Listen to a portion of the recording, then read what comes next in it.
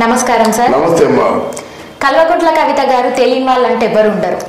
మన కేసీఆర్ బిడ్డ, కేటీఆర్ కవిత.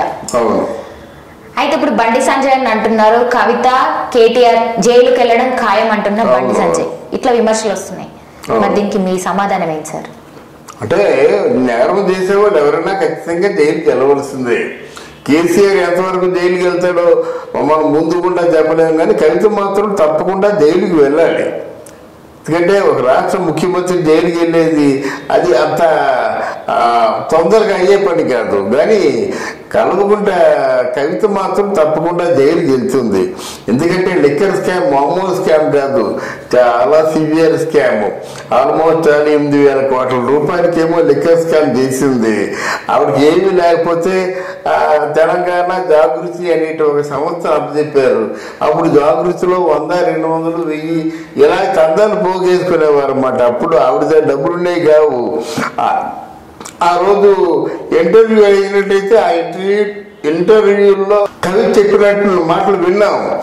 నాకెక్కడ సార్, నాకు 2 బెడ్రూమ్ అపార్ట్మెంట్ ఉందండి, నా ప్రతి ఒక్కటి కూడా మేము చాలా ఇబ్బందులు పడుతున్నాం, నేను తెలంగాణ జాగృతి సంస్థ దానికి కూడా డబ్బులు పెట్టుకోలేని పరిస్థితిలో ఉన్నాను, మేము చాలా పొదుపుగా ఉన్నాం, మాకు సొంత ఇల్లు కూడా లేదు అనే పద్ధతిలో మాట్లాడింది మాట.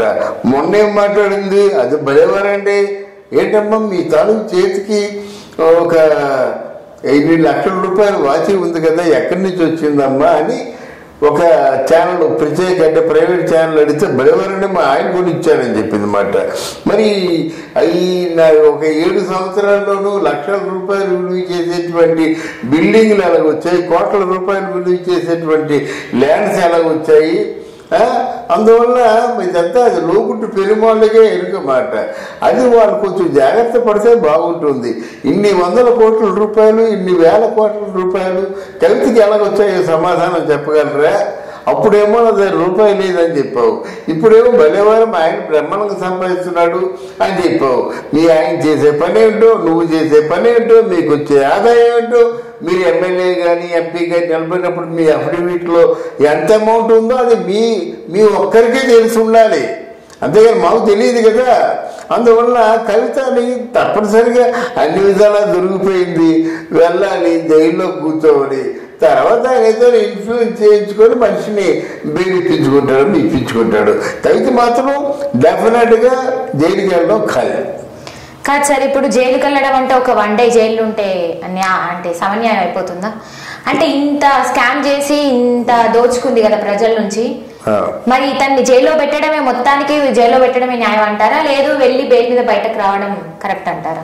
కాదమ్మా, జైల్లో పెట్టిన తర్వాత వాళ్ళు ప్రయత్నం వాళ్ళు చేస్తారు కదా, వాళ్ళు చేస్తారు, ఎవరైనా సరే చేస్తారు. మనకు కావాల్సింది దాని కల్వకుంట్ల కవిత ముద్దాయి అని చెప్పి అనుకోవడం కాదు. ఎవరు ముద్దాయి అయితే ఆ ముద్దాయిని జైల్లో పెడతారు. ఆ ముద్దాయి తరఫు వాళ్ళేమో బాబు వాళ్ళొక్కరే మనకి పోషించేవాళ్ళు, ఆ వ్యక్తి కానీ జైల్లో ఉంటే మాకు అన్నం ఆహారాలు దొరకవు కనుక వాళ్ళు ఏదో కారణాలు చెప్తారు, రోగిష్టి మనిషి అనో ఇంకేదో చెప్పి ఆయన బెయిల్కేమో పిటిషన్ పెట్టుకుంటారు. వీళ్ళ కోరిక న్యాయంగా ఉంటే ఆల్ రైట్, మీరు పోలీస్ కస్టడీలో ఉంటూ కోర్టుకి కస్టడీలో ఉంటూ మీరు మామూలుగా మీ ఇంటిని మీ కుటుంబాన్ని పోషించుకోవచ్చు అని చెప్తారు. అట్లా అంతేగాని ఈ కవితని 1 రోజు ఇస్తారు, 2 రోజులు ఇస్తారు, 3 రోజులు అట్లాంటి కౌంటింగ్ ఏ ఉండదు. వాళ్ళకి ఎంతవరకు జైల్లో పడేసినంత వరకే వాళ్ళ తాలూ బాధ్యత. పడేసిన తర్వాత ఎవరో పెట్టుకోవాలి, ఆయన పెట్టుకుంటాడు. ఆవిడకి ఇట్లాంటి అనారోగ్యంగా ప్రాబ్లమ్స్ చాలా ఉన్నాయండి, అవన్నీ నెరవేరాలంటే మెడికేషన్ కావాలి, దయచేసి బెయిల్ ఇప్పించాలని కోరుకుంటే వీడు పెట్టుకున్న పిటిషన్ కరెక్ట్గా ఉంటే బెయిల్ ఇప్పిస్తారన్నమాట. అంతేగాని వీళ్ళు ప్రత్యేకించి వాళ్ళకంటూ ఫేవర్ చూపించడం, ఇంకొకరు ఫేవర్ చూపించకుండా ఉండడం జరగదు. కేటీఆర్ సార్ని కూడా జైలుకి పంపించాలంటున్నారు బండి సంజయ్ అన్న. మరి కేటీఆర్ సార్ కూడా వెళ్తారంటారా జైలుకి? అది ఇప్పుడు వాళ్ళు అవినీతి చేసేవాళ్ళు ఇంటింటా ఉన్నారు, వీధికి ఉన్నారు. నిజానికి పంపించాలి, కానీ అవినీతి చేసేవాళ్ళు ఎంతమంది ఉన్నారో అవినీతిని కప్పిపుచ్చే నాయకులు కూడా అంతమంది ఉన్నారు. గనక ఇవన్నీ మనం వినడానికి బాగుంటాయి, కానీ కార్యాచరణలో మాత్రం బాగుండవు. అలా విని రోజుపోయాము. కేటీఆర్ని పంపిస్తే మంచిదే, కేసీఆర్ని పంపించినా మంచిదే, అలాగే బీజేపీ పార్టీలో ఎవరు అవినీతి చేసినా వాళ్ళని పంపించినా మంచిదే. కానీ పంపించడం ఎలాగా, జైల్లో పెట్టడం ఎలాగా? దీని పరిష్కారం కావాలంటే ఒక చైతన్యవంతమైనటువంటి యువత తిరగబడాలి, తిరుగుబాటు చేయాలి, వాళ్ళు జైల్లో పెట్టాలి, వచ్చే వారికి భయభ్రాంతులు చేయాలి. అప్పుడు వాళ్ళ గుండెల్లో రైళ్లు పరిగెత్తాలి, అప్పుడు వాళ్ళు అవినీతి పనులు చేయకుండా ఉంటారు అన్నమాట. అంతవరకు ఈ సత్తా తప్పదు మనకి. మన తెలంగాణ బంగారు బాట, బంగారు తెలంగాణ మంచి పేరు వచ్చింది. మరి ఇప్పుడు ఈ కేసీఆర్ కుటుంబాన్ని మొత్తానికి ఎదురు తిరిగే సత్తా ఎవరికి ఉందంటారు? వాళ్ళకి ఇది కాదు, ఇది తప్పు అని ఖండించే అంత ధైర్యం, సాహసాలు ఎవరికి ఉన్నాయంటారు మీకు తెలిసినంత? ఎవరైనా సామాన్య పౌరుడు కూడా ఖండించవచ్చు, దాందేముంది. కానీ నిలబడాలి, త్యాగానికి సిద్ధపడాలి, స్వార్థం లేకుండా పోరాటం సాగించాలి. అంతేగాని ముందు రోజు ఖచ్చితంగా గట్టిగా మాట్లాడేసి వాళ్ళు తిరగబడేసరికి పారిపోతే ఎలాగవుద్ది? ఒకరిద్దరు ప్రాణత్యాగం చేయాలి. ఆ ప్రాణత్యాగం చేసేటువంటి సమర్థవంతమైనటువంటి యువత ఎవరన్నదే భవిష్యత్తు నిర్ణయిస్తుంది. ఎందుకంటే తప్పులు చేస్తున్నావు, అవినీతి చేస్తున్నావు, నువ్వు సమాజాన్ని నాశనం చేసేస్తున్నావు.